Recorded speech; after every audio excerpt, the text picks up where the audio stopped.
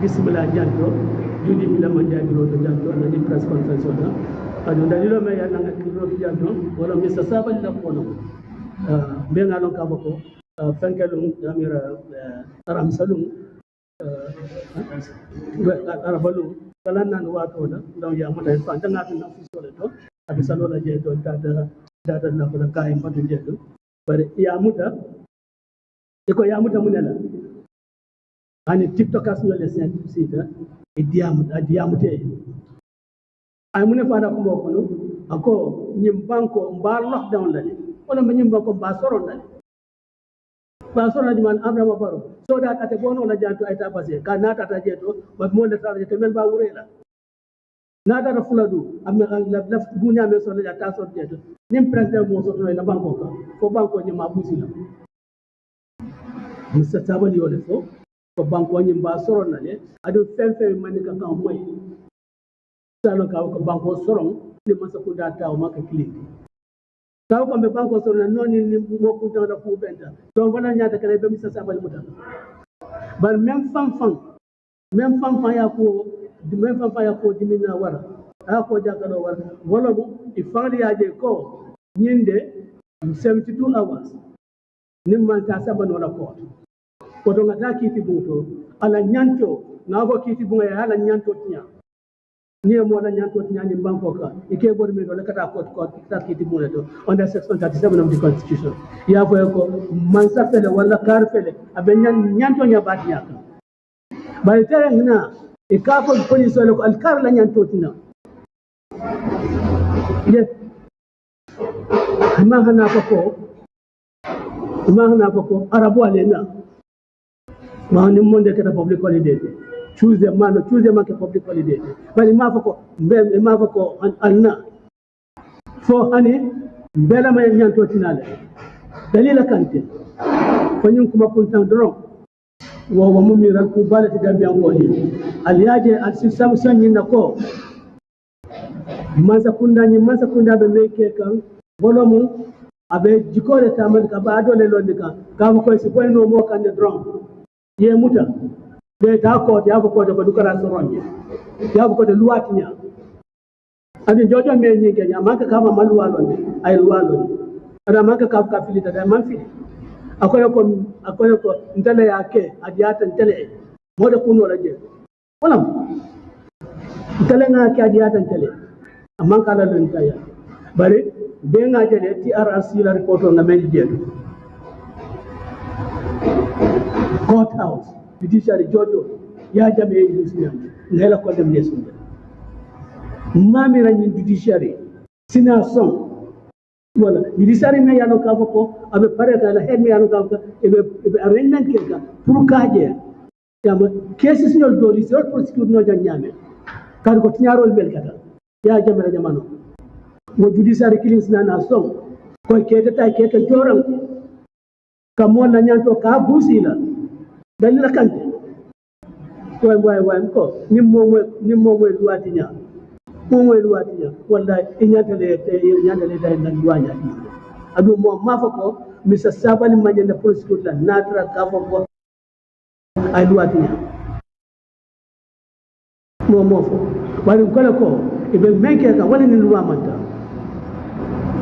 be ngajere di arasi men for security so forces la ko yeke joram ti nyambe ni banko ka to gambe dir ke halake ta zaman tambinina yemota yasin la kidina nimbe dafta jala il faut mo ko sotale yaaje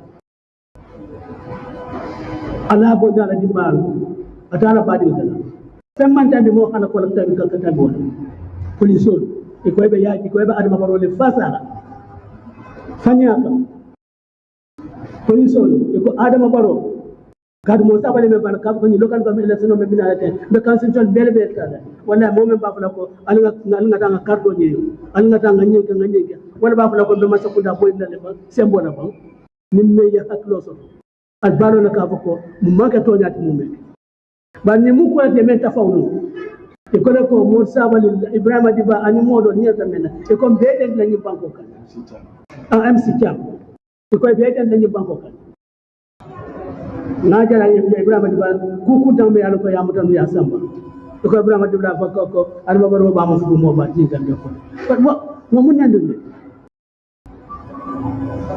nyako adama baro ba adama baro da ba Usain da ba o san tap kan tede o nako Usain da wala ba fu da mo ko te ba o ta o ma de ana mo ay ka ko fo to adama baro da ba fu ta mo aliado kuku tanka yasa Sabally menfo me yaro ka bodio man ka kamwela be amwe ako bangoni ba lockdown la bangoni of course no lockdown for more you come and ko oh this is a no go area of opposition, this is a no go area of NPP for man ka lockdown it no for man ka lockdown it no bari police olu ibe use kan anam haji la ko le wayin sabal bakat loyal ay luwa kanani ayala ba dole nyanta jinken ya ko ho no amalo bari tay luwa e fa yamen kala affidavit fawto ko ngalo ne ko nin ko min fembe luwani be luwati nyala le say court house du kare ma koy mo luwani ngati nya para sikeda la kanka there's nothing constitutional may court empower kavoko mola nyanto inyanta kabla masa kunda mara kotinya nyende ni e mari charge offense la ye not court you apply for bail court can integrate la bail yes we understand we understand kavoko wo sembo bela le yo ya ke bila lilo men kama fa sahata fa man sa muku ko tane bar wasada kavoko sembo ba ni asembele te jojo ni. She has no authority on the constitution. In fact, judge is not there. Nimme Amina Sahuna Kito do Kara Frank.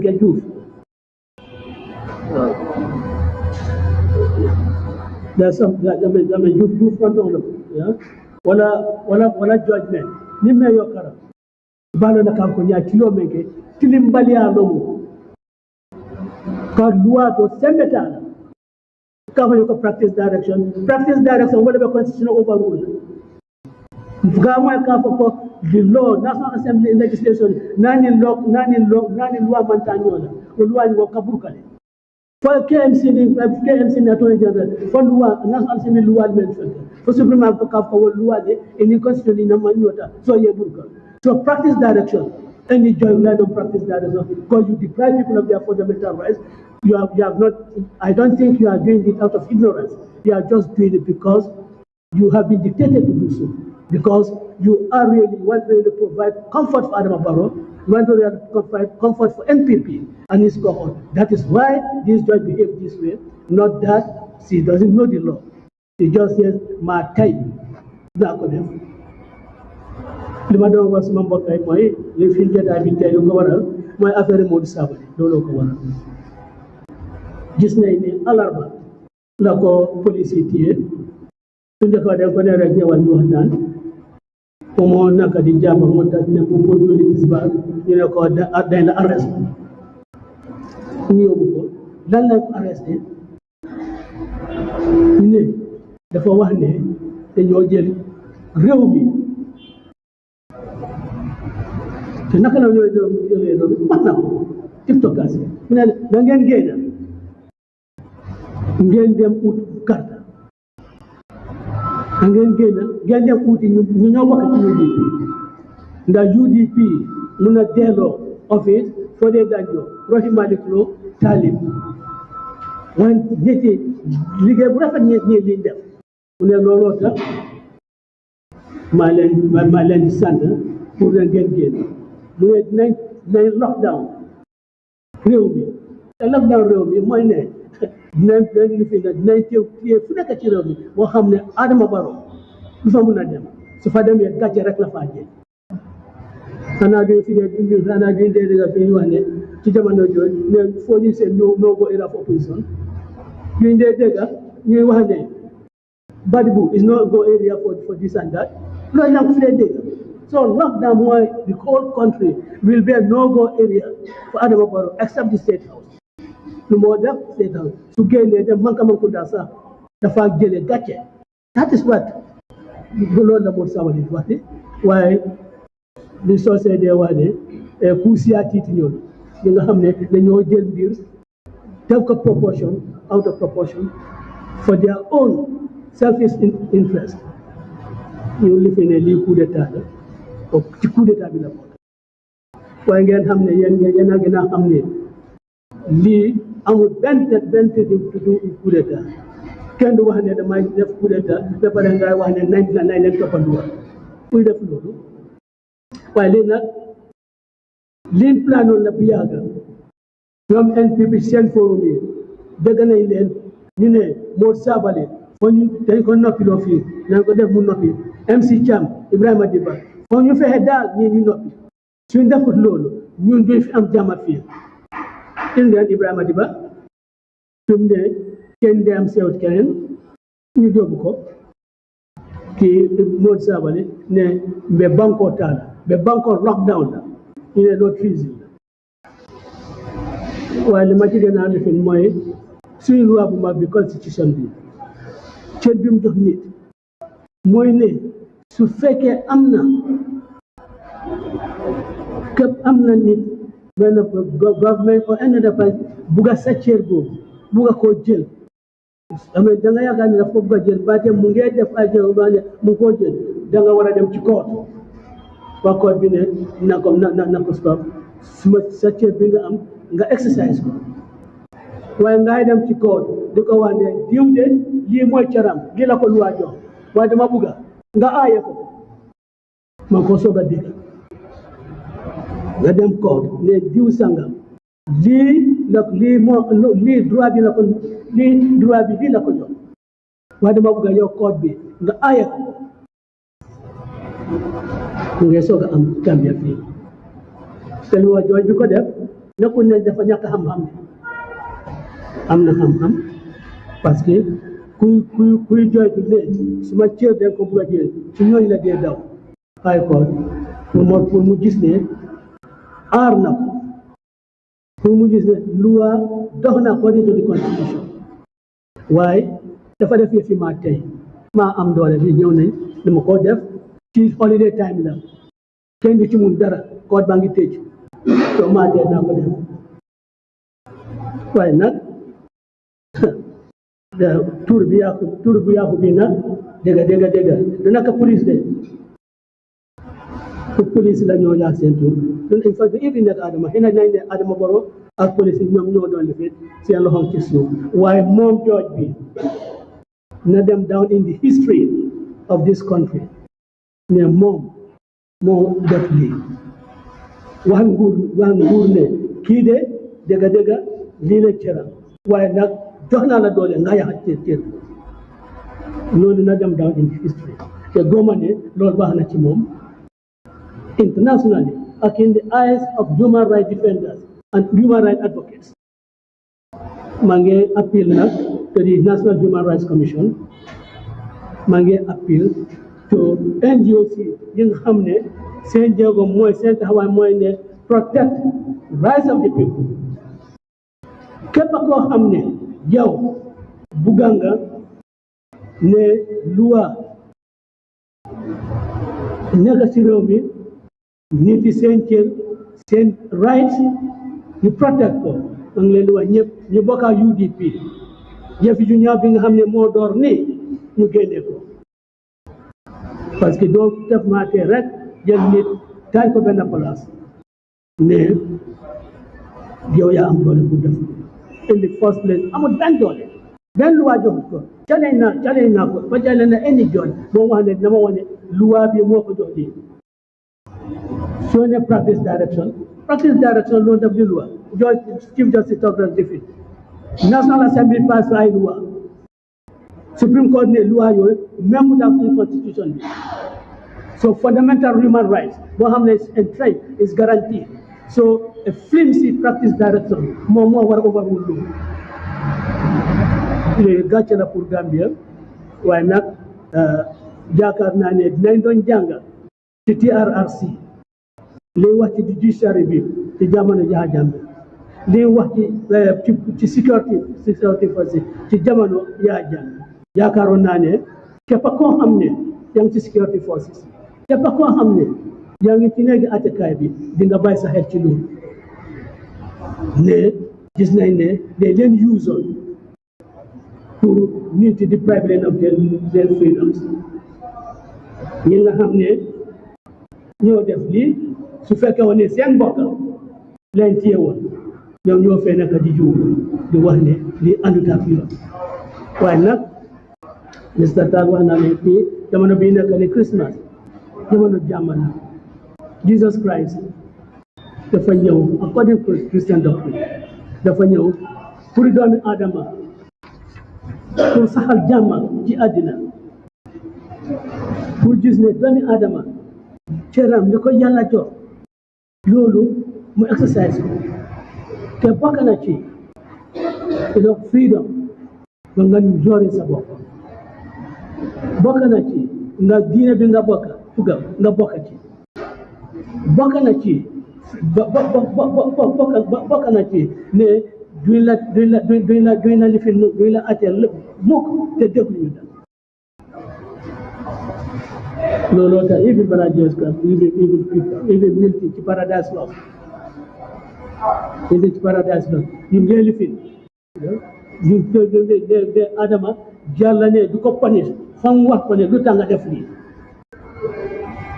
waaye yow nga jos jël nit punish ko déglu loo ba pare nga def ci sa kayit bii ne absent mel na ne danga ko joxoon danga ko saaboon te saabuñ ko te wax ne absent to kuri lifin danga ko ne oh Mr. Sabally nag xama lu lu tax demul waaye saabuñ ko ñu def ko rek ci gannaawam ak nga ko waxee di ci jamono bi jamono jàmm la jàmm nag te ñun ñëpp suñ ragal la suñ responsabilité la pour def loo xam ne dafa saxal jàmm ci réew mi waaye nag nit nag boo ko def injustice nag mooy nooni jàmm.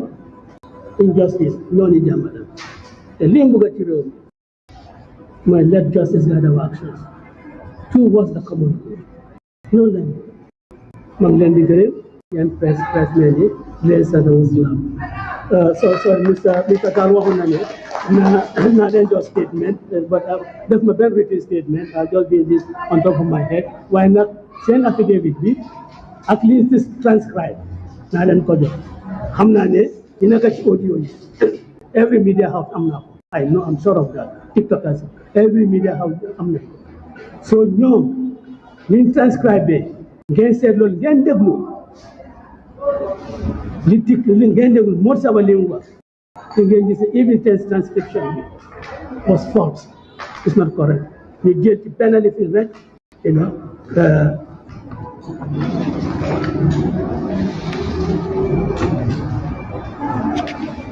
you see the whole all these three pages then a sentence like them. We are going to do massive aggressive campaign. We are going to retrieve government from Adama Barrow. That is a lie. He said we are going to retrieve country. The bank of the Tara. He never said we are going to retrieve government. It's a lie. We have been a sentence from all these three pages. So we'll give it to you as also as same phony affidavit. I thank you very much. It's ended time.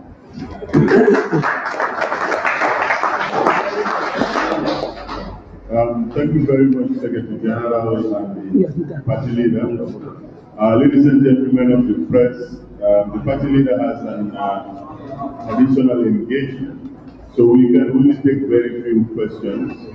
But before that, let me recognize the presence of the Deputy Secretary General and Party Leader, GAMBIAN, who has also joined the press. So kindly come up and to recognize the presence of the members of the National Assembly who have come to the honorable members, you are welcome.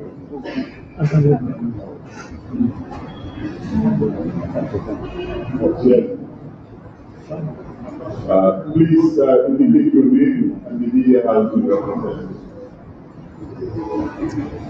Thank you very much.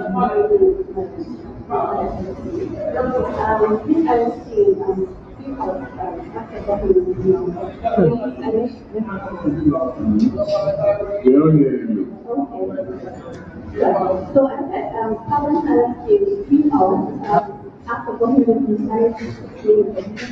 so what do you think on that? What do you think that this video will be like a week before the arrest of Sorry.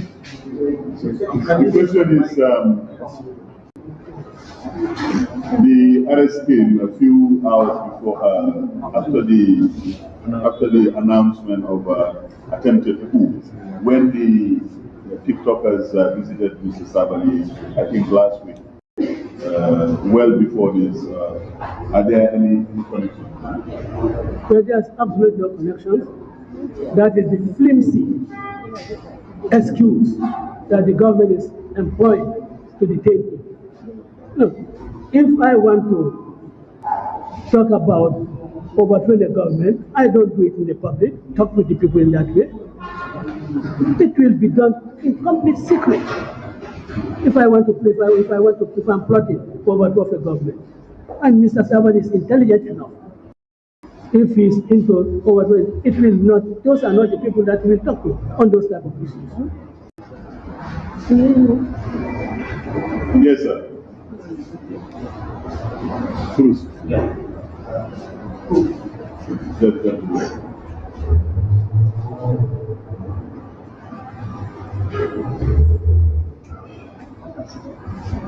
And also, Mungana like in any of our languages, Mandinka Wolof, Korean. My name is GAMBIAN from the West Coast Radio. My question is, we understand that the ADJ was filed an expert application seeking the detention of Mr. Momodou Sabally beyond the mandatory 72 hours as prescribed by the 1997 Constitution of the Gambia. As a legal nominee and a legal expert, party leader of the United Democratic Party, do you think the judiciary has acted within the confinement of the law? Continue detaining Mr. Sabally, even though he was not charged by the police.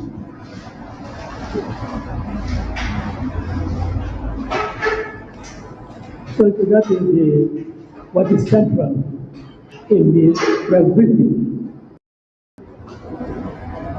In the first place, depriving a person of his constitutional right, ex parte, I've never heard of.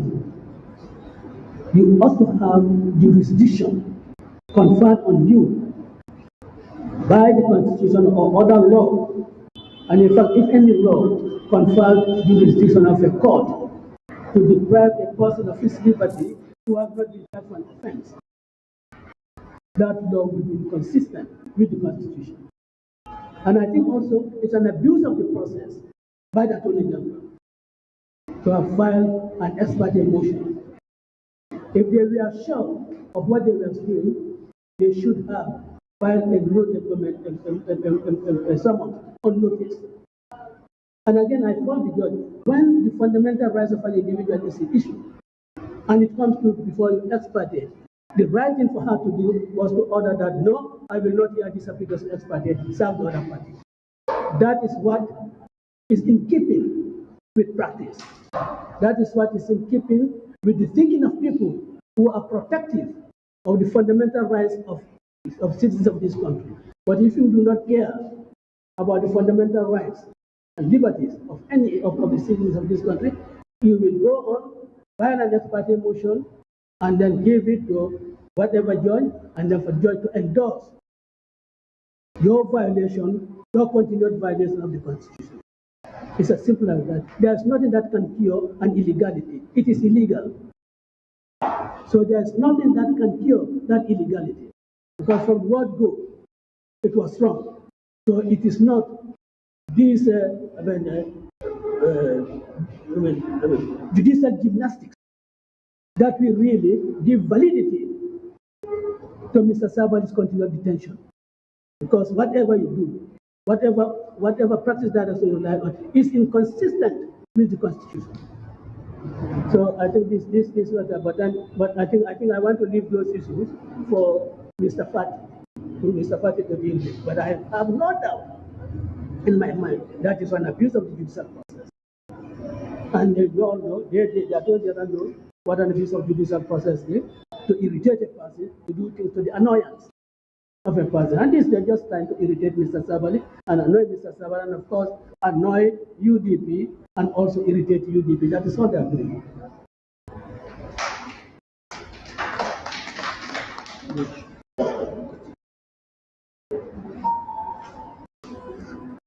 afternoon. I'm Bakari Kamara Kamara Mission.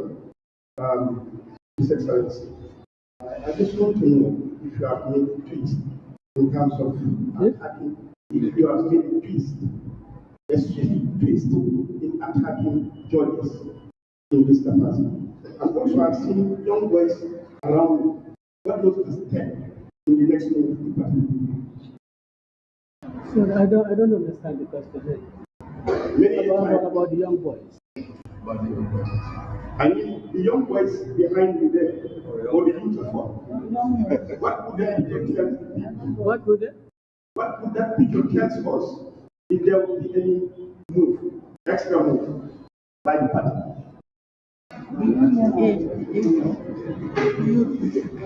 Well, so whether I have attacked any judge. No, I mean, many times you condemn people not to criticize judges. Why now you do that? Yeah. When judges make mistakes, they are human beings.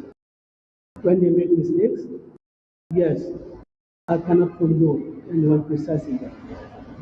But when a judge deliberately abdicates his responsibility, his or her responsibility, in protecting one's individual rights, we have the right to say so, and we say so. Because this is a political issue, And we believe that politicians are using the judge, so we'll also deal with it politically. That is I have enormous respect for all the judges of this country. But that doesn't mean that when a judge behaves in this way, I should keep quiet about it. When judges do things that is that I feel they are wrong, but they have been done properly in a legislative way. Of course, I cannot complain about that. I mean, the presence of these young men here just shows that the young leadership of the United Democratic Party, because they are youth of the United Democratic Party, it just shows that the youth leadership of this country are really prepared and are ready to take their responsibility in the party. That is what it tells.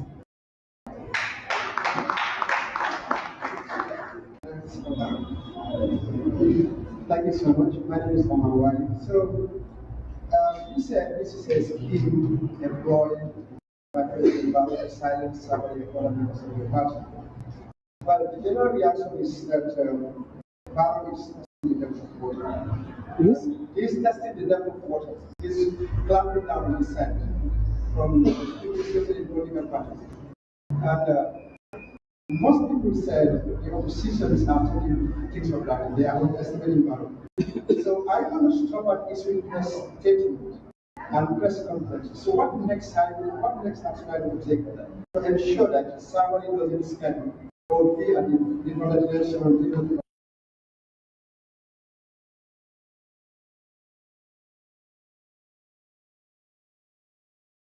5th of January? Or are you going to the streets like people saw something, or you're going to stop action? This press conference and press statement.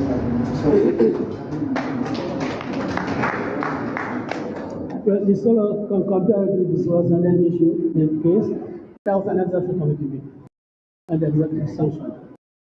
So this one also, we'll see what we do. But I will not say that this is what we're going to do without the sanction of the executive. Well, if Barrow is testing the depth of the seas, well, I have said that injustice is a recipe for instability. And I do not think anyone of us, including President Barrow, would want to do anything that would really destabilize this country. Time has gone. First, when you trample on the liberties of individuals, and then it's just as if nothing has happened. That era has gone, and it will never come back.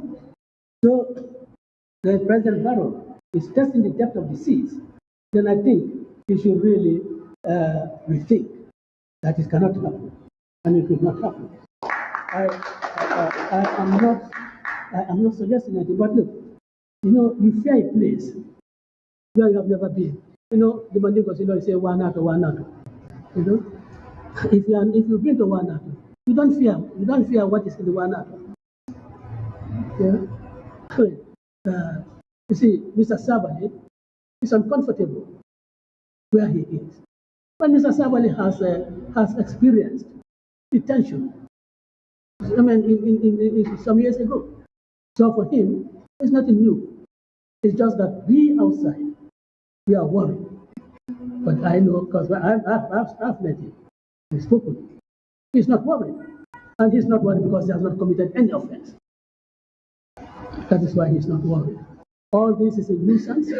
But again, I want to say that all of us should together work to ensure that peace prevails in this country. And that will happen if we pay heed to this stanza in our national anthem. Let justice guide our actions towards the common. Let us do that.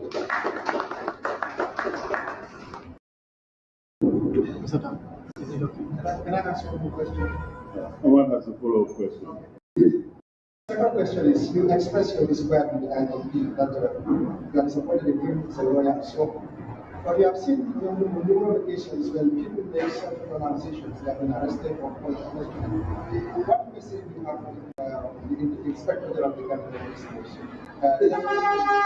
with regards to this?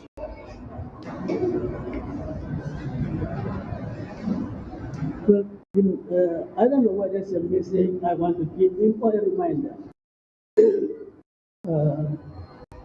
Last week, he was on the State of Affairs, 2TV. He gave a very impressive interview. And one of the things he said, which endeared the police to me, is that there is a human rights unit established within the Gambia police to ensure that people's fundamental rights and liberties are not in any way violated. You cannot have such a unit within your institution and then turn around and promote the violation and infringement of the fundamental rights of another citizen. So maybe that statement is there on TV, maybe was just a public relations stunt. And I don't think Mr. Sanya should really be engaging in public relations stunts. I think it should be meaningful that that unit to have any value which is answerable to him directly. That is what he says. Unit is answerable to him directly. That he should ensure that the fundamental rights of Gambian citizens are respected at all times. That is the message I want to send to him.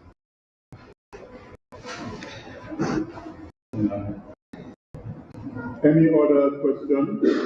Jumale lafta jini karo kela in Wolof Malika. It doesn't look like it. Again, thank you very much for your prompt attendance and for your very diligent questions. We have been asking for fundamental law reforms for the last 5 years or so as a political party. And I think it would be clear, like party leader has said, that Yamaji Antiriyo Mifi, Nanyani ala New York, Nubanya isi Vero Ajalo, Gambian Chief, and State. She is the government in the last item on the agenda is the affidavit that is supporting this illegal detention. I'm pleased to share it with all the with exhibits. That is transcription. Oh. You know, therefore. It's two copies. There's one for the transcription and there's one transcription and this is transcription. Let me arrange it. Let me arrange it. We have five copies. So we have one. The lady who asked the question will have one. Yes. One of each. Can you put them together properly? So lady who asked the question. Here is a Christmas gift for you so that your story would be. A lawyer representing Momodou Sabally, but a member of the civil society and a prominent member of the Gambian legal profession. Ablai, welcome to the branch. Thank you so much, Mr. Tam. We're supposed to have Samsidin Sar, our security expert, but unfortunately, we can't have him now because of other emergencies. But first of all, we go back to the major story of the week. The Gambia government announced on Wednesday that there have been an attempted coup d'etat involving some 7 soldiers of the armed forces, 5 of which we now know, according to the government's updated press release, have been arrested, but 2 more are at large. The statement did not say how was the coup executed or the coup attempt discovered, but it has said it is still investigating and the arrested men are helping security forces. Since the attempted coup was announced, many Gambians have expressed doubts on social media about the authenticity of the coup. Many argued that the names of the soldiers that have been named are too junior to be able to attempt the coup. Others said the very fact that some names have not been completely stated suggests that the government was not sure of what actually it was saying in the statement. So we have all those various opinions being expressed about the coup. The government has still not gone further to explain how the coup was discovered. But we guess, of course, that is a matter of investigations, as the men supposedly involved in the coup are being investigated. Now, we have various commentaries that we will read for you from different people, different opinion about the coup attempt. First of all, let me ask you, Demba Jao, veteran journalist, when you heard of the coup, what was your immediate reaction up to now, in your understanding? What's your reaction to this? Thank you very much. Honestly, I wouldn't doubt probably that maybe there was talk about coup d'etat or anything of that insurrection of any that of sort. But I think there are a lot of gray areas in the government statement. I mean, in the first place, we've seen a little bit of contradiction between the government itself and the army, because I mean, this the rumor of a coup was first, I think, broken by one online newspaper, Al-Kamba Times. And according to them, when they spoke to the army's spokesman, what he told them was that it was not true. There was no attempted coup. What they were doing was a drill, So, and then a few hours later, then the government came out with a statement saying that there was actually a coup attempt. So you can see that contradiction. And the very fact that also the people they have mentioned are very, very junior officers. And we know in the army, you must reach a certain, position before you can have access to the armory and the arms and other things. And I cannot see how anybody can conduct a coup in this country without getting access to the armory. And the other thing is also that we saw them mention certain names of people who are kind of run away, people who are at large. Yeah. And the funny thing is that they didn't get their full names. All they had was their family names, which was very it shows you that there was no coordination between the government and the army. Because if actually these people were mentioned as taking part in this attempted coup, we would expect them for the army to know who these people are. If you say they've disappeared, then you must know them. I mean, we just can't say Baji or Jadam or whatever and stop there. I think something definitely, there is a gray area. Either they have not done their homework well, or they have not done the investigation well before they came out in the public. But I think something definitely was not quite right in the way they've done it. And I think, whatever the case, we don't need a coup in this country, and Gambians have definitely learned a lesson from the past. There is no way that Gambians will welcome another coup, and also it's suicidal for anybody to attempt a coup in this country with the economic around. No, I don't think. What do you think the government will, ridicule themselves or expose themselves to ridicule by state managing a coup d'etat when it actually did not happen?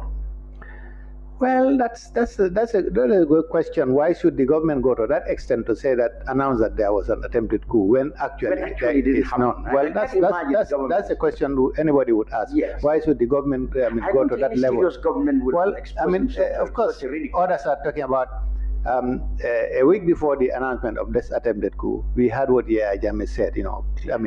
Bragging that he was coming back and nobody is going to stop him from coming back and taking over the country. Well, we heard that, and then a few days later we had this kind of attack.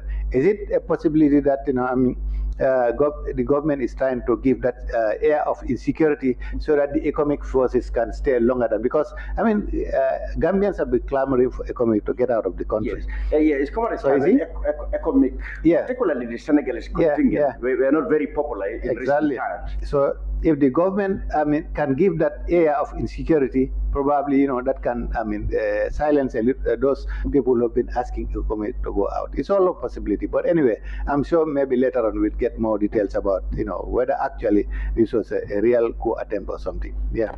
You mentioned, and many people have observed, the conspicuous absence of the input of the Gambia Armed Forces or the Ministry of Defense. The statement didn't come from any of them. It came from the government spokesman. The army didn't say, I can say they didn't say anything at all. And if they were to be part of the process, they wouldn't have got the names incomplete. Well, that's the most interesting. So it suggests that the army is not particularly, they don't have any input in the press statement that came out. Otherwise, they wouldn't have incomplete names, no ranks. Well, that's it. That's the most interesting part of it. I mean, it appears the government was too hasty in coming out with their statement without coordinating with the army and getting the right information that they should put before the public. But honestly, I mean, there is a little bit of contradiction between what the army said to the Alcamba Times and what actually the government came out with. So I think they should have reconciled all that before they came out to the public. But something definitely is not quite. It doesn't sound quite right. I think the government need to get their facts. They need to get their act together before coming out with more information to the public. Yeah. For more clarification. Exactly. Needs to come from the government. Exactly. Yeah. Yes. The Honorable Ablai Fati, ex-choir or lawyer, what was, as members of the civic society and individually, what was your initial reaction? And up to now, from the information you have, what's your impression of the whole thing? Well, just before I answer, I want to say to the viewers that the three of us actually, it's like a reunion because three of us used to work the Observer. At the Observer. It's a daily Observer here. You know, a long time ago, at least 25, 26 years ago. Yeah, so Mr. D.A. Jao was our editor and Lavin Chan was his quarter, and I was a very young rookie reporter. That's right. So it's a pleasure to be here again. No, my initial reaction, because of what this country went through as a result of July 22nd, 1994. So my initial reaction was, this is almost taking us back to the dark ages, to a really brutal history, of our country. So as you know, as a matter of principle, it was just this complete unreserved condemnation of any attempt whatsoever to remove a democratically elected government. But again, even more worrying was the fact that at the time you assumed that there was truth in the claims that perhaps this seemed to be a new phenomenon in West Africa, in Mali, in some of the other Burkina, Guinea. Mali was said to be an infectious coup that then transmitted Burkina. Yes, so that thing, like, you know what, it looks like at one point we were strengthening our democracy in West Africa, but it looks like for some reason we're going backwards. So that was my initial reaction on the principle of removing a democratic elected government. So interfering with the sovereign will of the people. However, as new information continue to emerge in relation to government press releases, the first one and the subsequent one, and the seeming lack of any involvement of the army in the entire process. I think it's really made a lot of people suspicious as to whether indeed this was a genuine coup planning or attempt, or probably some disgruntled soldiers, or a weak intelligence conclusion, yes, premature conclusion. So maybe some disgruntled soldiers, also some just expressing dissatisfaction, something of that sort, but just thoughts rather than any cohesive planning to do something. And perhaps somebody didn't hint of that, but a lot of people seem to have, after the initial announcement, it looks like how the public have digested the matter. People have now taken a step back to say, hang on a minute, a coup d'etat is a very serious issue. It's a very, so if there was a genuine attempt, then you believe that that the entire coordination and the response and everything should be a little bit more than what we are saying. More I don't know, tangible in terms of operations. That perhaps even the information that the official spokesperson would be very invisible in this. Perhaps said, but it would probably be the intelligence chiefs and the army commander and the army PRO to be really giving briefings as to what is happening, the level of investigations, and perhaps even giving some information, probably even taking media to weapons that may have been seized, that these weapons were put at one place as a result of the attempt, but the fact that none of that is happening, the army do not seem to have made any formal statement or any informal in this, and these are from the allegation, these are members of the army, of the armed forces. That's the question we put to the army, PRO, but we haven't got any reply yet. That is, okay, I mean, a coup attempt is seriously damaging to the reputation of the army. This army, this command at least have been trying everything possible to make sure that the image of the army is very, very, very clear and impeccable. Absolutely. Now, if suddenly they should say they are staging a coup d'etat, I think it's the prerogative of the army themselves to take a lead and explain to the people, no, we are not taking a coup d'etat, we have not staged a coup d'etat. Or this. Yes, there have been people, rock elements who have staged a coup d'etat, but the army is conspicuously silent. That does not help the situation, and it only lends credence to the doubting Thomases, who was every day saying that there wasn't a coup.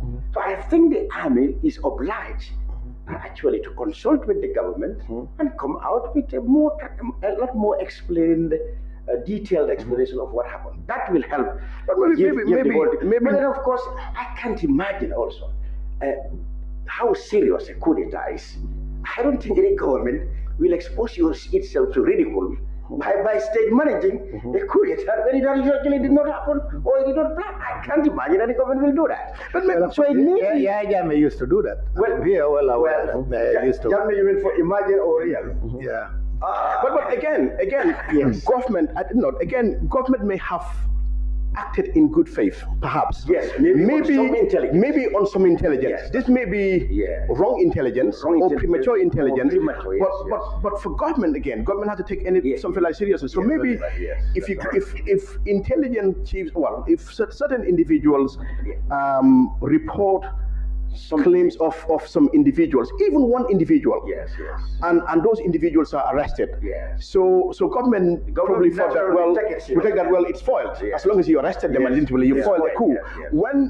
But afterwards, government said may through engagement with the army senior pilot realize that hang on a minute, it is not as we thought. But to also come out to say it wasn't. So I think, but again, I am of the view that perhaps new information may emerge later that may perhaps clarify this issue, because it's really not very clarified. But in any case, I think, it's the army that would have taken the lead in trying to inform the people, certainly not the government spokesperson, because, the army is part of the government, but definitely the army is an institution of its own. And, when a serious accusation is leveled very, very serious this particular case, because I think they should be taking the lead. Because over the last 6 years or so, what has been bandied around all around the world is that the Gambian army, under the dictatorship, was all sort of things have been said about it. So this new army command is trying to really working very hard to repair that reputation. So if suddenly we should hear that members of the same army have staged in a coup d'etat, it doesn't help their reputation to come out. So that's why it's all the more reason the army should really come out and explain. Now let's listen to this analysis by Sheriff Samsidin Sar. He was former army commander and himself a security expert. He said at the beginning he had his doubts, but after talking to people behind the scenes, he wanted to believe himself that there might have been some movement or some kind of a plan to hold a mutiny, and he said that is what is meant by a foiled coup. He said when he had the PRO, he said he had the PRO saying that there might have been a drill which must be misunderstood for it. But later on, after talking, he think that the government statement was actually correct. He said people must not trivialize or downplay the importance of who is good or not good enough to successfully carry out a coup d'etat. He said that is total absurdity, because it is not only correct to say that only, he said only inexperienced critics will take the notion that non-commissioned officers lack the competence to successfully organize a coup. He said a coup, according to military detonation, is nothing but a mutiny aimed at undermining the legality and order in which the security establishment of the state is anchored. It is absolutely illegal and punishable by death. So what he is trying to say is that it is not just wise to say that these people are too genuine to be able to stage a coup. He said that notion is absurd. Non-commissioned officers have been known to stage coup d'etats. And what is a coup d'etat? He said that is if there are plans to organize a mutiny against the established order. So he said after talking behind the scenes, he didn't say who he talked to, but he said after talking behind the scenes, he believed there was indeed some sort of a plan to stage a mutiny. But then, of course, like I said, that statement doesn't seem to be very, even that in itself, yes, doesn't seem to be very emphatically convincing. It is saying that. So hence, well, for somebody who is a former, much to clear it out, anyway. Yes. So he's former army chief, well, senior army officer, and having had the privilege of speaking to insiders, and that statement is still himself having to cross the coup, because in '97 there was a carton attack, whether there was a coup or not, an attack on the barracks, and he was there in the center stage explaining what happened. Yeah, but what is important is that regardless of whether there was a coup or not, the Gambia particularly doesn't Yaya Jammeh destroyed this country. July 22nd really destroyed this country, destroyed the country legally, politically, and socially. So this country doesn't need a coup. Whether there was a coup attempt or not, we don't need a coup. We don't need a coup in this country. We don't need a coup in this sub-region. Okay. Now let's talk about the context, the security context that various commentators have been saying that, okay, there can be resentment. There definitely must exist resentment within the armed forces. I mean, the continuous presence of foreign troops is not really what the army themselves like, whether they talk about it or not. And the historian said this is the kind of situation we had back, in the post-1981 coup attempt. We had Senegalese troops here until one day, Abdou Diouf withdrew all of them. There was a security vacuum. The Nigerians came. What happened? The coup d'etat was formed because Gambian soldiers didn't want a foreign command, etc. So, it boils down to the fact that how are we going to solve this problem of the Gambia government relying on its security forces and not foreign forces? So how do we eliminate, if there is such a resentment in the army, how do we do it? How do we end the term of economic?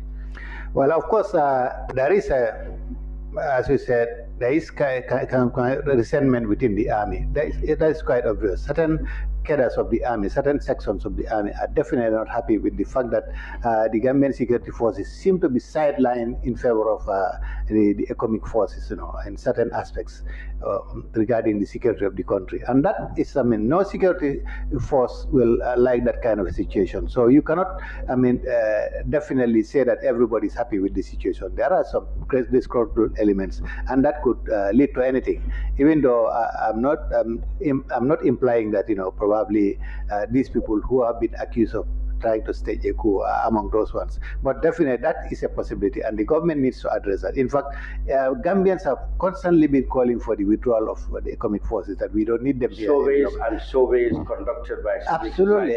It's quite obvious that a majority of Gambians do not want the the economic forces to continue, because as far as we are concerned, we have got our security forces who are capable of maintaining security in this country. But why? Recently we heard that they have actually even extended their mandate here for another year. I think that is definitely, it will just fuel the resentment of foreign security forces in our country, particularly the Senegalese security forces who are stationed in Fonyi, and some people actually see them as just here to do the bidding of the Senegalese government against the rebels across the border. We've had the recent cases of some people being killed there, regular killing of people on the border there, and it is attributed to the Senegalese security forces. So you see, this is going to cause more and more resentment against the continuous presence of foreign forces in this country. I think the government needs to address that aspect of it. So, there was this security reform that's been talked about. That is what should have, solved this problem. By now, we should have our security reformed, and probably what people will call Republican Army, an army whose business will just be to look after the day-to-day protection of our borders and our sovereignty. But the security sector have not been done. I mean, for all intents and purposes, the government will always say, we have done this, we have not, but tangibly, nothing has been achieved. Perhaps that is what is contributing perhaps to this.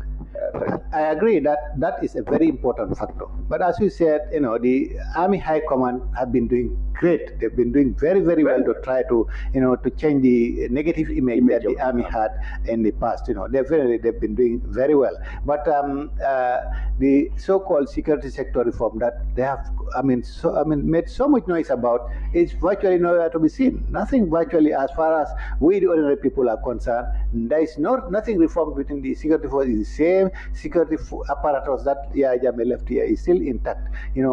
So definitely the security sector reform has not been working. Well, at least to the naked eye, as far as we, the ordinary people, are concerned. So we condemn the coup, or whether it's an attempt to imagine or real.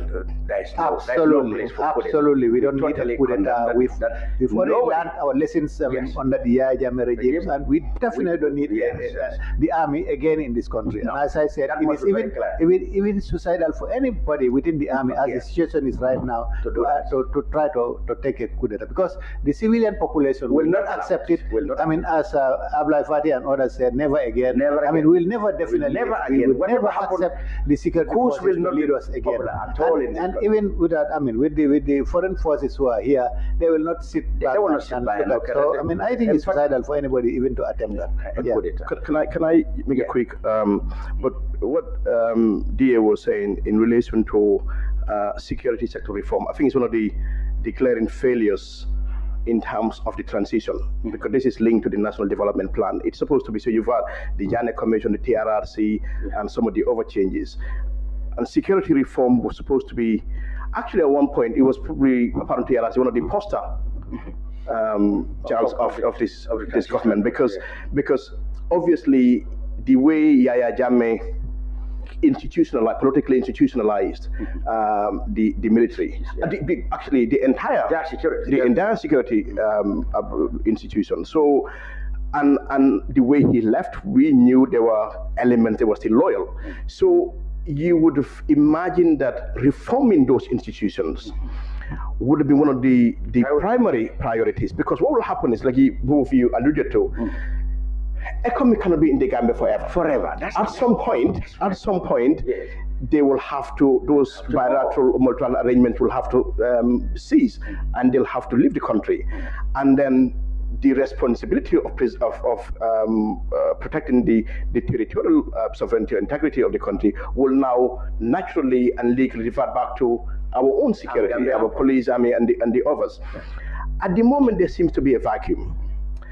And unless it is dealt with, unless this reform agenda is pursued and accomplished, we may revisit some of this problem 10 years from now.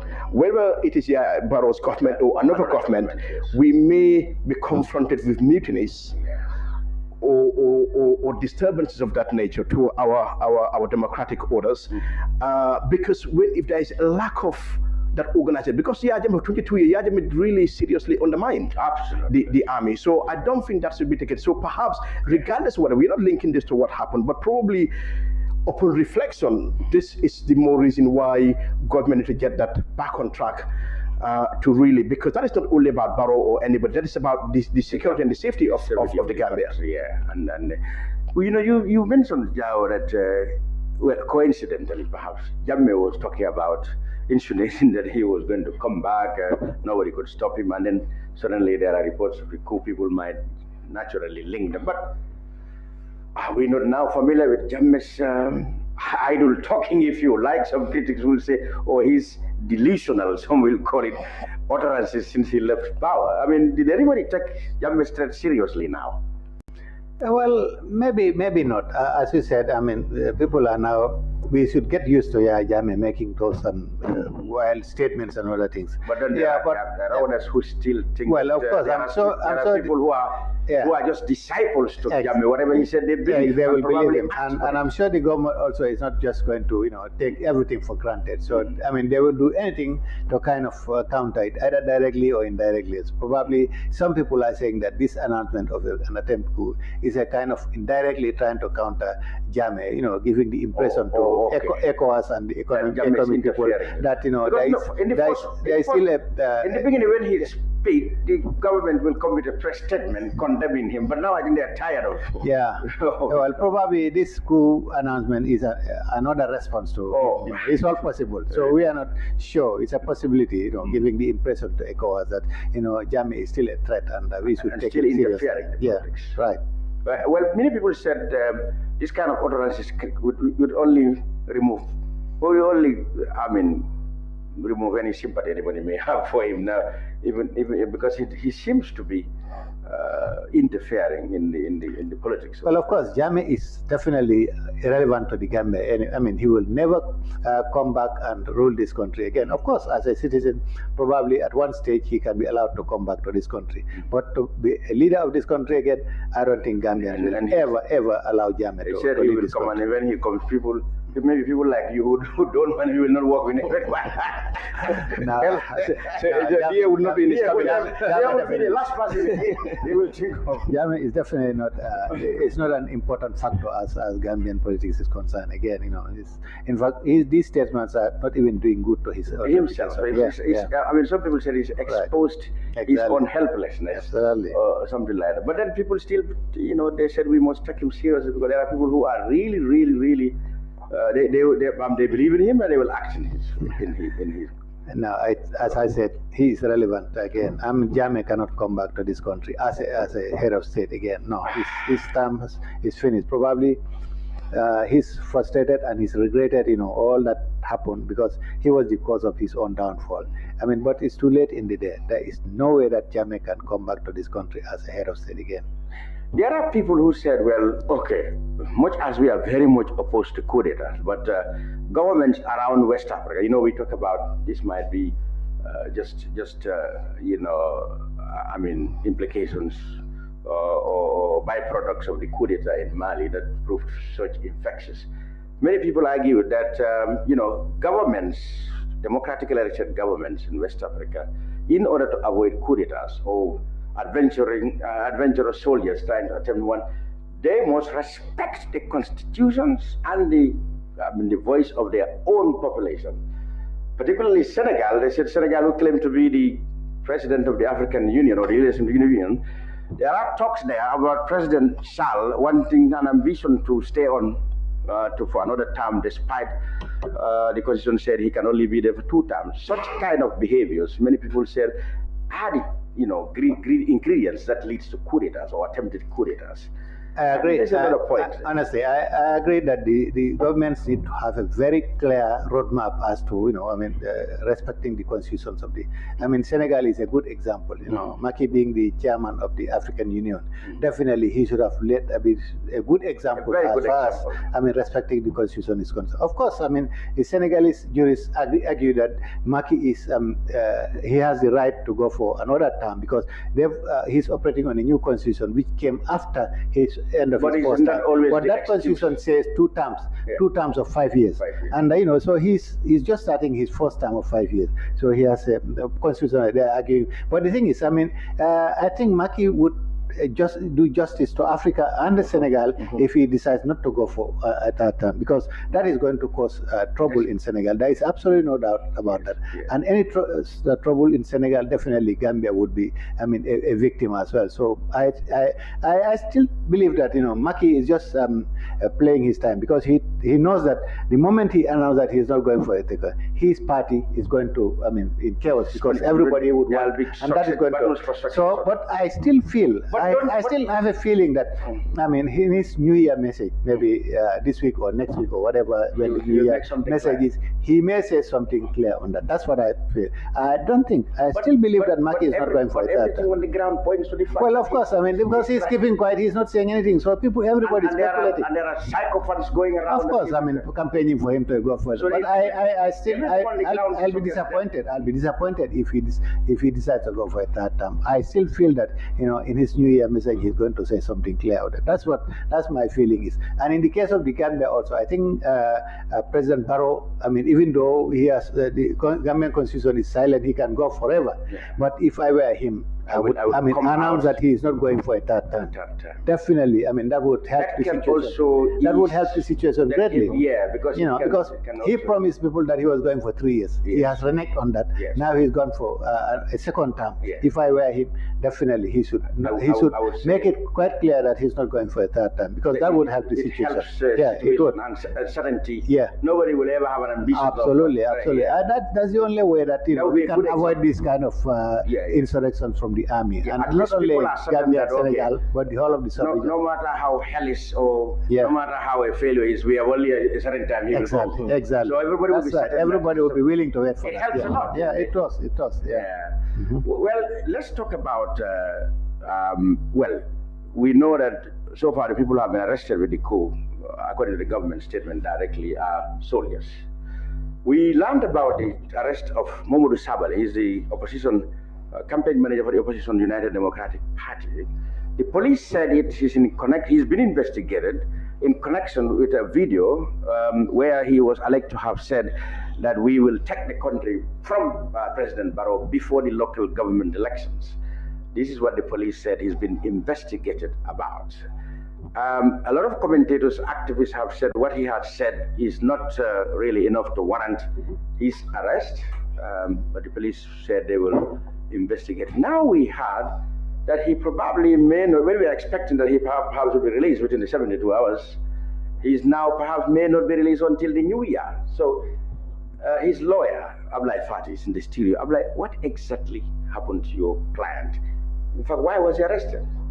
Okay, on Wednesday, the 14th of this month, some UDP youth TikTokers visited Sabally's residence in Kesering. They wanted to have an audience with him, and they wanted to, in a way, congratulate him for his election to position of campaign manager for the UDP. So he was addressing that group in his residence, and the audio, the entire audio, is just under 11 minutes. 11 minutes? Yes, so it's about 10 minutes 54 or something like that. So, in which he firstly started talking about the power of social media, the influence that social media can play in modern society. So he was referring to the young TikTokers that they have important platform. They have an important platform in which, in terms of messaging. So he talked about the UDP as a political party being labeled as always insulting and stuff like that, and he advised them to use the TikTok platform to really reverse that perception of the people. So he advised them to go out there, use their voices, use their platforms to sort of like convert people of those strong perceptions. And in the audio, he made specific reference to people saying the UDP always supporters always insulting. He said, but you can do this to reverse that and do it respectfully. Do not engage in any insults, respect the law. But he also said that by doing that, the UDP would go on, he used the word aggressive political mobilization to form a majority, and made particular reference to the local government elections and the mayor of Banjul and the mayor of KM and the wonderful work and achievements that developments they've achieved since they came into office. and that, to their mandates to continue and stuff like that. So in that he said, we will, Banko Talabule will, in a way, will take over, the country. So but when you listen to the entire audio, not the 19 seconds where all that you can say is we will take over, we will take the country from him. Then you would understand the context, because context is important in anything. I can make a 5-second speech or statement, but if it cut into 2.5 seconds, it may be. In fact, we journalists have often been accused of that. People will say, okay, the journalists only take the parts that they want to go down with, but this is the context I said. What I had was the thing, maybe 90 seconds thing you talk about, where he was said that we'll take the country from Adama Barrow even before the local government election. Many people would have thought that that was really a wrong statement, because there is no legitimate means of taking Adama Barrow out of power until 2026. So if somebody said we're taking him out of power before the local government elections, one would have think that naturally you are talking about illegal means. Okay, so don't you think that's why and of course in the wake of what happened, the alleged coup d'etat, so you will naturally think that Sabally might be called in to be questioned whether he has any connection with what is been reported to have happened. Okay. Well, okay, but before you comment, I think, as he said, the context is very important here. Taking over the government from Adama Barrow and taking over, the country from Adama Barrow may be a little bit different, because taking over, that is getting public opinion away from Adama Barrow and to the opposition. You mean that can not necessarily he can still be in power, but the whole, the public opinion kind of shifted from him to the opposition. That is taking over the country, not taking over from him as I don't know anyway, but it can have some. How did he put it? We take Adama Barrow out of power before the local. And the literal meaning of that in a way is like they were saying that you take a country by take the narrative from the narrative, yes. Exactly. So but if you just listen to, so this was just roughly 11 minutes. Yeah. The entire statement, 11 minutes. What was predominantly circulating in social media is 19 seconds. So 19 seconds out of 11 minutes is not a fair representation. What the audience would not have had the benefit of the context in which it was said, because like I said, Sabally was advising these people to use their platform to sell UDP's agenda and to basically convert people of those perceptions, the perception that this was a party that insults and stuff like that. So he was telling them, desist from insulting. Do not break the law, but use your voices, use your platform to amplify by going on an aggressive political mobilization, by which we will form a majority. Political majority. So in the context of what Sabally was saying, because you cannot be preaching peace in the entire context, saying that this is the perception of the people, but at the same time you are preaching some form of an illegal act of removing it democratically. I don't think that was the audience. If you wanted to make, I don't think it's a group of young TikTokers that would have been the audience. So what he was saying in terms of forming a majority, and he even made reference to the mayors of Banjul and KM to win because of the work that they have been doing. So it was along the lines of taking that support, forming a majority. So by which period, if you were able to form the majority in terms of in the public space, that means you've seized power, not physically going to the State House and removing Barrow from the seat. So when he was arrested and detained, so the entire police said at the time that was the video audio that he's been investigated about. They didn't say much, and they didn't know there was. So what happened is, so Sabally went. They asked him, and I have to say the police were fixated on this phrase. This just 19 seconds, not a few seconds of what did he mean by Banko Tala. And Sabally said, hang on a minute, this is just a snapshot, a minuscule of the broader conversation, and he requested his phone. He requested his phone. His phone. So he was able to play the panel the entire 11 minutes or 10 minutes 54. Okay. In which you hear him say exactly some of the things that I've been saying. Okay. To give it context, yet the police wanted to, further clarification. What did he actually mean? And he said, "Well, this is what I meant." And Sabally was with the belief that the police came with a preconceived mind. Because this is what they've had. So because of the events of the previous day, or the same day as well, the rumors of a coup, they came with, but I have to clarify this issue.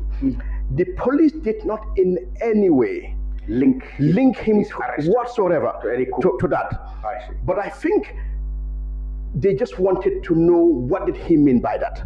But you can also understand the sensitivity, because and the government can be a little bit jittery and stuff like that. Is he privy to information that we don't know? Yes. Let him clarify this, But at no point that the police link, for example, saying, "Have you spoken to these people?" None of that. It was the entire focus of the interrogation was focused on this. Not even the audio was, what did he mean by? What did he mean by? Okay. But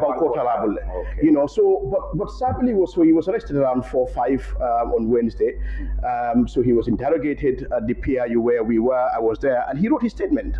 He wrote about 5-6 pages of statement, and to say exactly what he meant, the context in which this was said, and that kind of stuff. So, and the interrogation kind of finished at around 10 o'clock. 10:30 on Wednesday, that sort of time.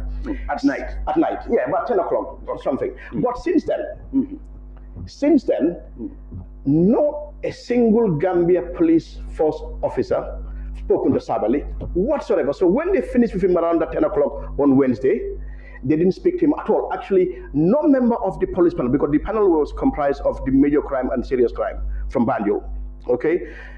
They came. So none of them came on Thursday.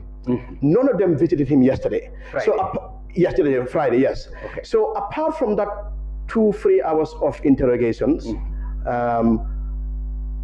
nothing has happened afterwards, so far as Sabally is concerned. Okay.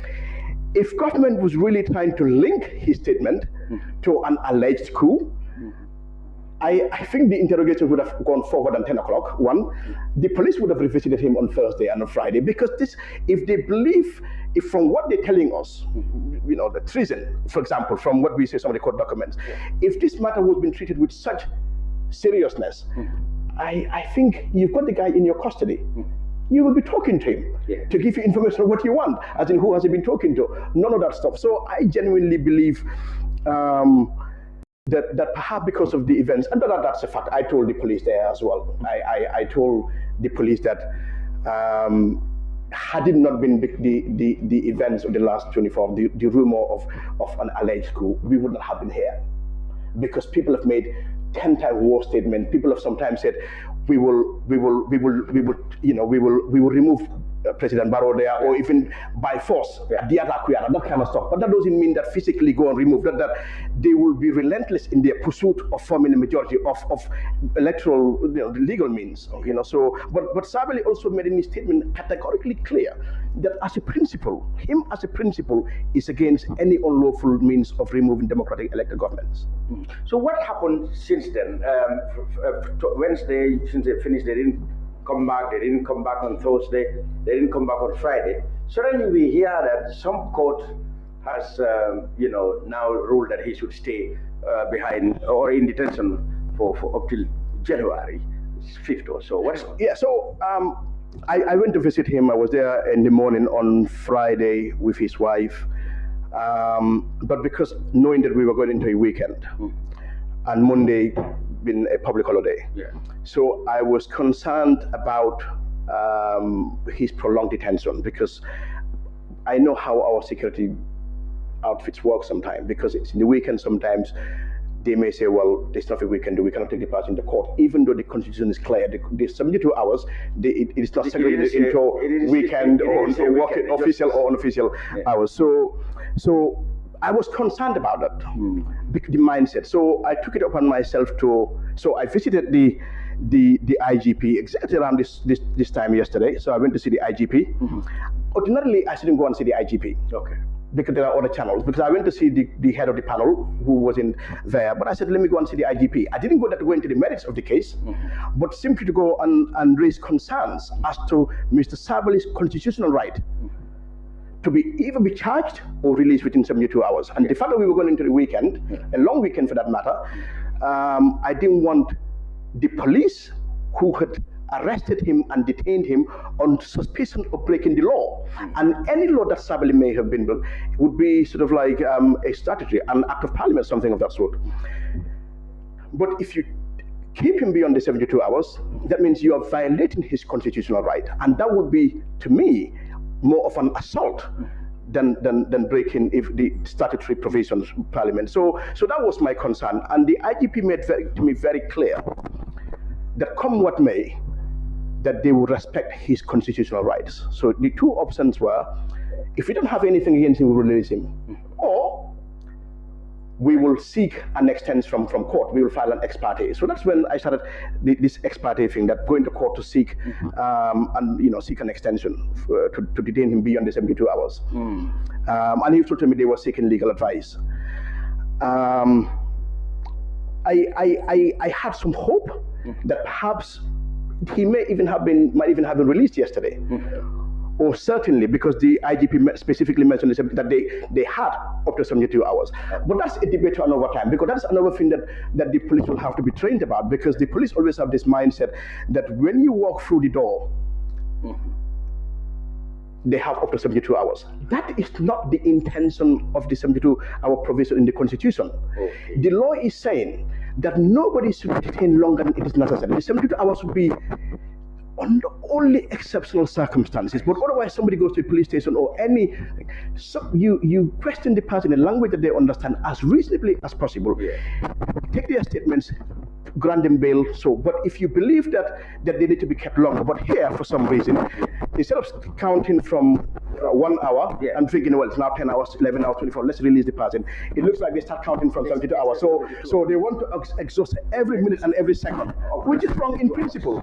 But in any way, they filed, it later emerged that the Attorney General's Chambers, the Deputy Director of Public Prosecutions, filed an ex parte. So an ex parte in layman term means, because any application you file in court, any document, any process, because there's always two people to a party, at least two people. So you file, so for example, this file by the state, you go and file it, but not for the matter to be determined immediately, you go and serve Sabally, so that he will have his constitutional right to respond to whatever you are seeking from court. But on this occasion, and this does happen sometimes, but normally with land matters and stuff like that, where you believe somebody is interfering and you go to court and say, but we're talking about fundamental rights and freedoms. So this application was made ex parte. That means Sabally wasn't involved at all. Now the other part, so it would have only been the Attorney General's Chamber lawyers and the judge, and probably this would have been in the judge's office. Okay. So they sought for, and they relied on a practice directive. A practice directive to say that they wanted Sabally's continuous detention, that this was the vacation and stuff. But in the ruling, the judge also told them to notify him. But I don't want to get into the merits of that particular thing, since we will challenge that, because I believe that that was a heavy responsibility when you've been asked to restrict the civil liberty of an individual. Because it is a principle of law, the right to fair hearing and natural justice. Even if the court believed that they had formed an opinion on an issue, and they were going to already decide, and they've decided how they're going to, what decision they will take. The principle of law is, the right to fair hearing is that you give the other side an opportunity to respond, particularly when the application is to restrict that person's fundamental rights. And here, remember, 72 hours is expressed in the Constitution. So I think there was two things. I am utterly disappointed with the Attorney General's Chambers. The Attorney General's Chamber has been the primary legal advisors to government.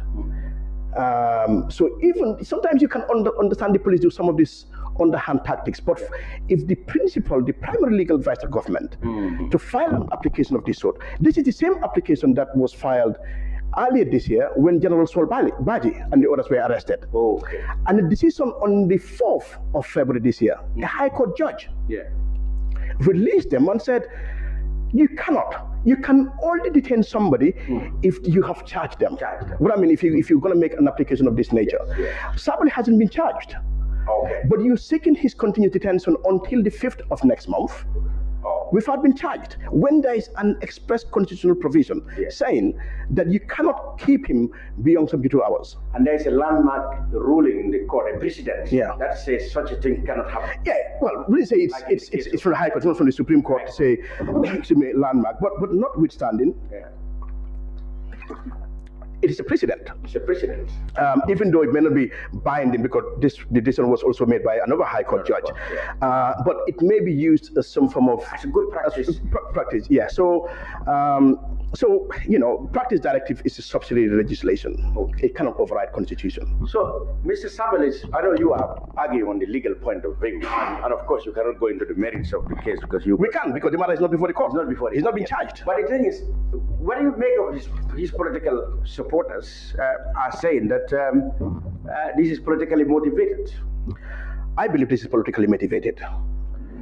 I believe this is politically motivated because if you listen to the entire audio, if you listen to the standalone 19-second, you may come from an opinion. Different people may form different opinions. But if you've had the benefit, and the police have had the benefit of listening to the entire audio, genuinely, I believe that if the police believed that Sabally had committed a crime to warrant him to be charged with either treason or inciting violence, they would have done so. They would have done so. The police normally do this very, very fairly quickly. When Madi Jabata made a statement last year or so, he was charged almost 2 years ago, almost instantly. And the practice is that they almost instantly charge you. Okay? In this instance, Sabally is there for days. So you mean they probably were listening to somebody upstairs, somebody above? I believe that is the case, but from the affidavit accompanying the application they filed in court yesterday, they said he committed a very grave, or he's suspected of committing a very grave offense, and they mentioned treason in one of in the affidavit. I would not be surprised. Actually, I am thinking that they will charge me with treason. But I think that should be a wake-up call to Gambians that we cannot. You see, Yaya Jammeh used justice sector institutions to entrench himself. He used the law. Yes. To sustain what he wanted to do. So he used the Ministry of Justice, he used the judiciary. We have to be honest here. He used the prisons, he used the police, he used the entire security apparatus. So to achieve some of his political objectives. So you use the law to legalize and legitimize an otherwise unlawful or political objective. We have to be careful here. Fearing that that's the same threat. If I were a betting man, I will 95% bet that they will charge you with treason. Because you see the reason why they will charge you with treason? Even that would be utterly ridiculous to listen to that statement and say that amounts to treason. But because treason would not be bailable. So it may be a deliberate strategy, let's charge him with treason, take him to court, he's not going to get bail. So we dump him in mile 2 for 2-3 months, just like in the Sierra Mumbai case or the others, 2-3 months, withdraw the case. If that happened, that means state justice sector institutions has been used. Would have used the law to victimize unfairly. So if somebody has committed an offense, Sabally is not above the law. I am not above the law. President Barrow is not above the law. Lawyer Dabo is not above the law. Esafali is not above the law. Mama Kande is not above the law. So any individual in this country who has committed an offense, the police have the right to investigate and prosecute if they believe there is evidence that can be sustained in court. What we should not allow is that in the absence of evidence that is tenable in court, for political reasons, we use the law to do wrong things. Because this is what Yaya Jammeh did for so long. And he particularly used the National Assembly to pass laws, some of the laws that the Supreme Court last week struck down as unconstitutional. Then you certain, at the time, it's a fact, the judiciary actually testified, appeared at the TRRC, and they produced a position paper. And they accepted how Yaya Jammeh used the judiciary to achieve his political ends. and the Ministry of Justice as well.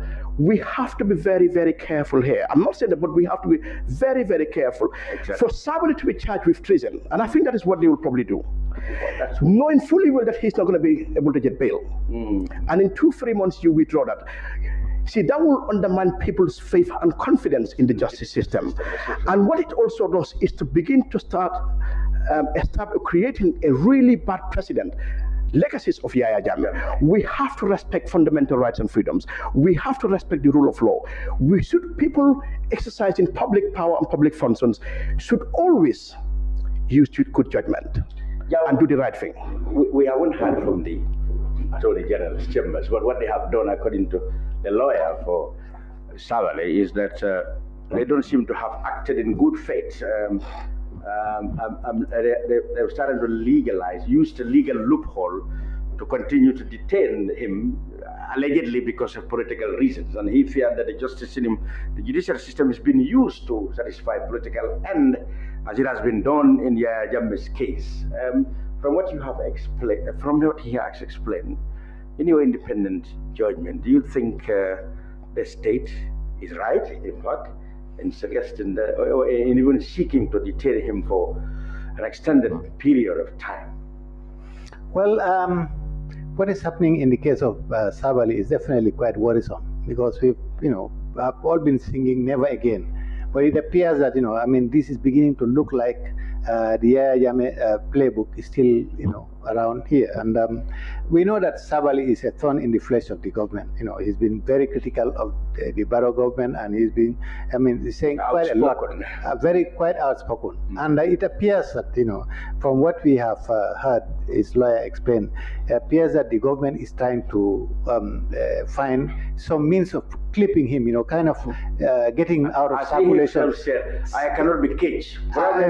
Getting out of circulation for a while, for political reasons, because it looks like it anyway. And I think the government needs to be very, very careful, because this is not going to tell well on the government at all if they continue to be doing this kind of thing. Of course, they can use some legal means to do what they are doing, but people have the right to also interpret it the way they feel it is right.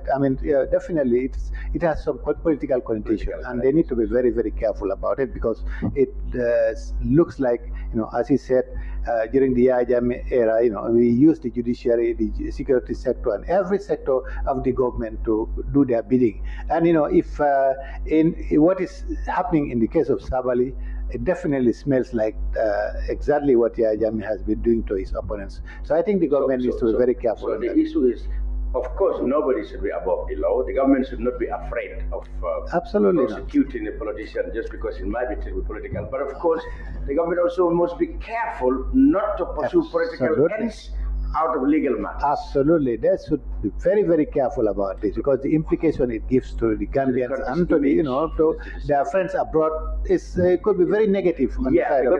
Can I say something? See,